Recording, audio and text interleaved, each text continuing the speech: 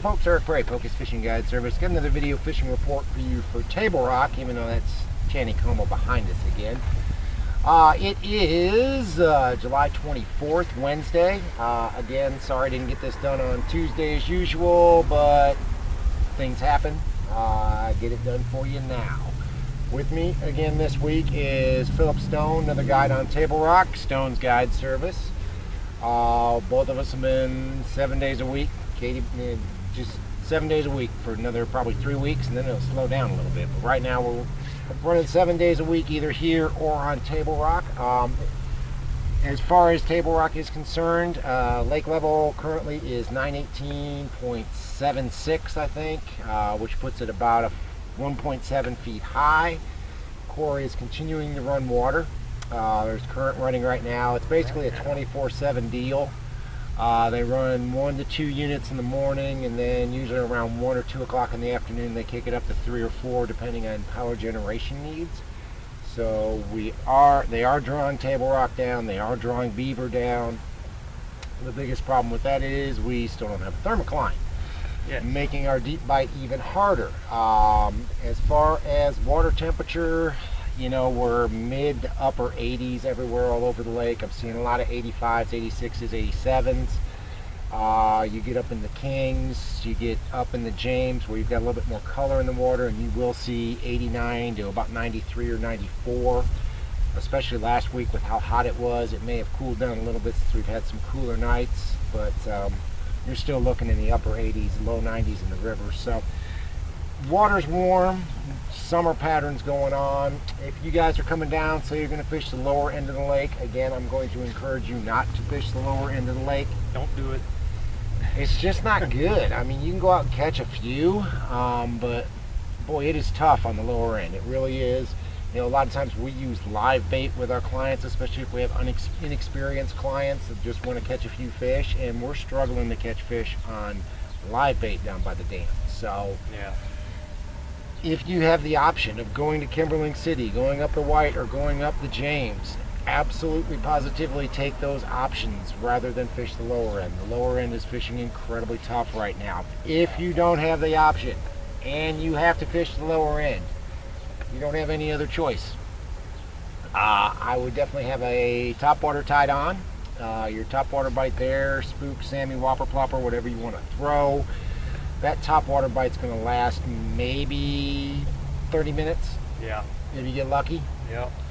There is kind of an oddball topwater bite going on over deep water later in the morning, but it's very hit or miss. Around some of the wave breaks, around some of the bigger marinas, you will have fish that are sucked up underneath those wave breaks, and if a school of shad runs through, you can catch a few on top water like at 8:30, 9 o'clock, but I certainly would not bank on that. No. That's just not a happening deal.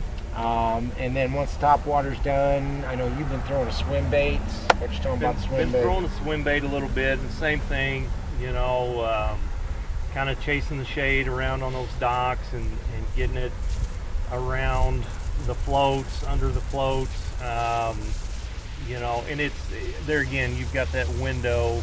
Yep. Of about an hour, maybe first thing in the morning, that they're biting that swim bait still pretty good. Still throwing a small Kitech or small Bass Pro one. Yeah. Yep. Quarter ounce head. Quarter same ounce stuff as usual. Yep. Absolutely. And again, most of the fish early in the morning like that are still fairly shallow up in the water column. So, you know, top water swim bait's been working pretty good. There's a lot of fish that are up shallower. It's just as far as shallow in the water column over deep water, I can't seem to get those fish to bite. They don't. I'm not getting a lot of bites. I catch a few. I think those are the ones we're catching on top water.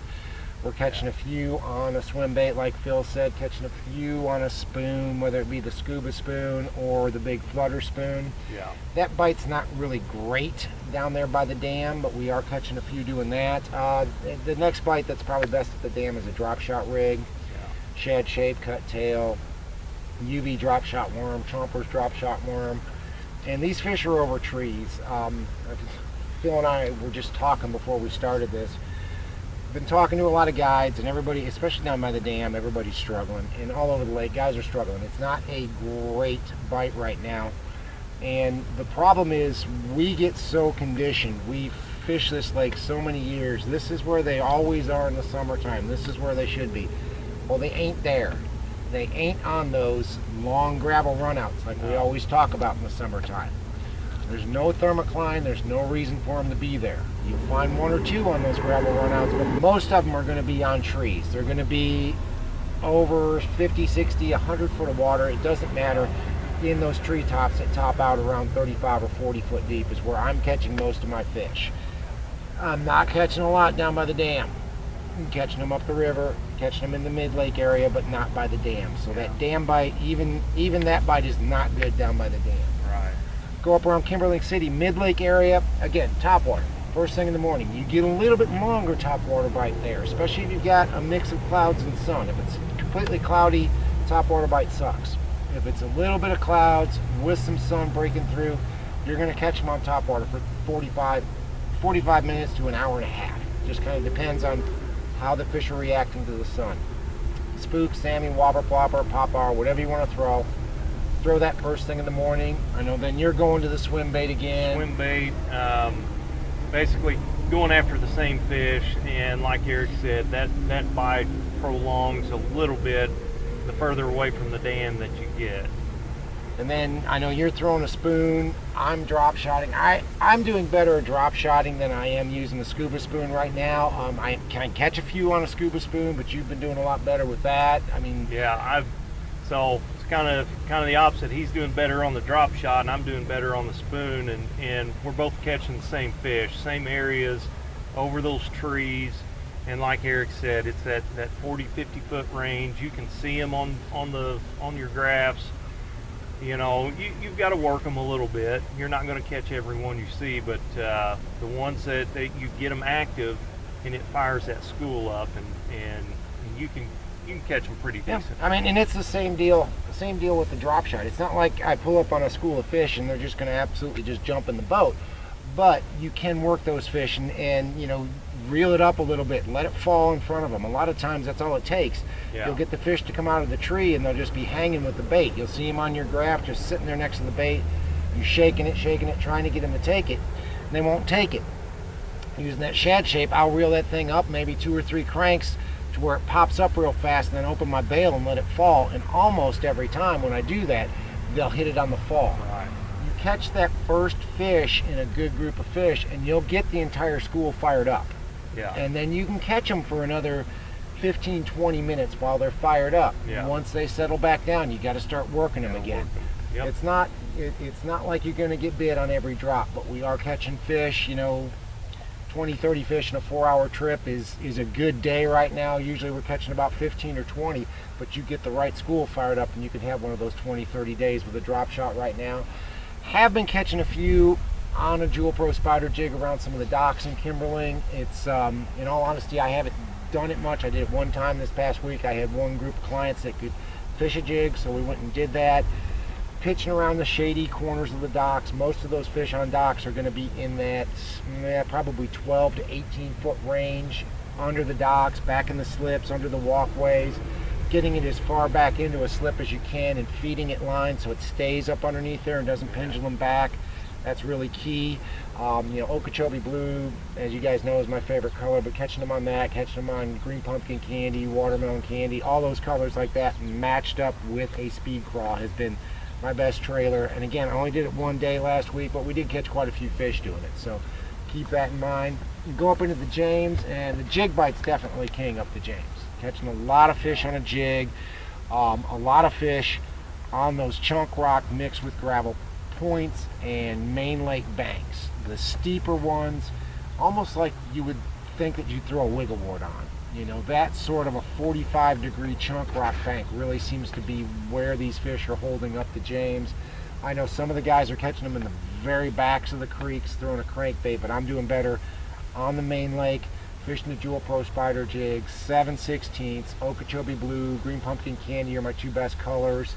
Matching that up with a speed craw or even the super speed craw, a little bit bigger one, and just basically working it down Those fish, again, they're 12 to 18 to 20 feet deep. Haven't really caught anything deeper than that. The water's got some good color to it, so they're fairly shallow.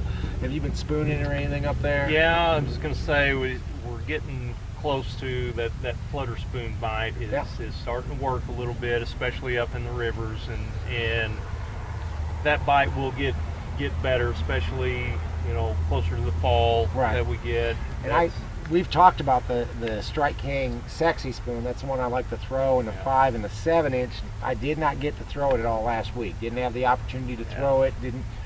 In all honesty, it was a 105-degree heat index all last week, and I wasn't going back out after I finished the trip and fishing anymore. So, but that bite has been coming on more the ledgy stuff, more the channel swing ledges, throwing it out, letting it sink down to about 18 to 20 feet, and just ripping it and killing it. Most of those bites are coming when it's falling. So pay attention when it's falling. Watch your line.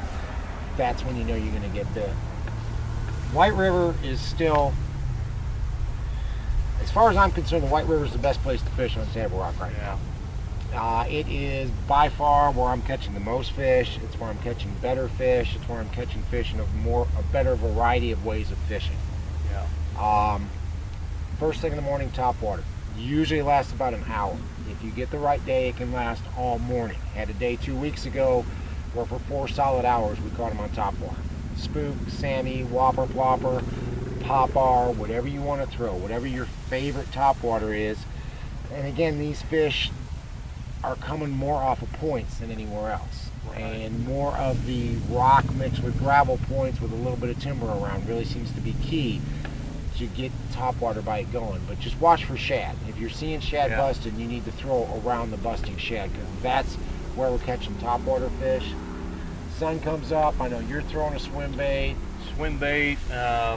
And a little bit later in the morning, spoon has been working really well. Again, it's those deep fish, the same fish Eric is catching on drop shot. Working, I like the scuba spoon, working it over tops of those deep trees. We even caught a trout this week. We had a trout this week. We had a walleye. I mean, and a walleye. We were fishing. We were in a group trip, and his guys caught about a 16, 17-inch rainbow, and my guys caught a 20-inch walleye. We were drop shotting over the trees, and his guys were throwing a spoon over the trees. So go figure. I mean, everything's out there. Everything's out there. Everything's relating to the trees. We don't have a thermocline. We caught on that same spot. We caught the walleye and the trout. We also caught white bass, and the white bass were 70 feet deep. 70 feet. Yeah. And I mean, we were fishing over 100 foot of water over top of some trees that had top off around 45 or 50. But guys, get out there with a shad shape, cut tail, UV drop shot worm, Chompers drop shot worm. Fish the trees. You got to fish the trees. You're not going to catch them on flats like we normally do in the summertime.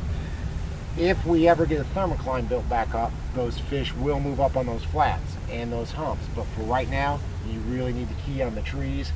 One more bite that's working up, especially in the shell knob area, and then up into the Kings, is again a jig. The Dual Pro Spider jig in 7/16 has been really strong around boat docks up there. Especially in the Kings, catching a lot of fish on some of those bigger boat docks. For one reason or another, up the Kings, you have a lot of boat docks that are right in the mouths of bluff pockets. And that 7/16 ounce jig in 12 to 20 foot of water, if you've got an open slip, really has been working well up there and catching some better quality. Not necessarily going up there and catching 20, 30 fish flipping docks, but catching 3 or 4 nice ones, 3.5 to 5.5 pounders. So if you, I don't know if there's any derbies coming up, but if you just want to go out and fish a jig, now's a good time to go up into the Kings and kind of pitch a jig in some of those deeper dock stalls. It really seems to be where I'm catching some of the better fish.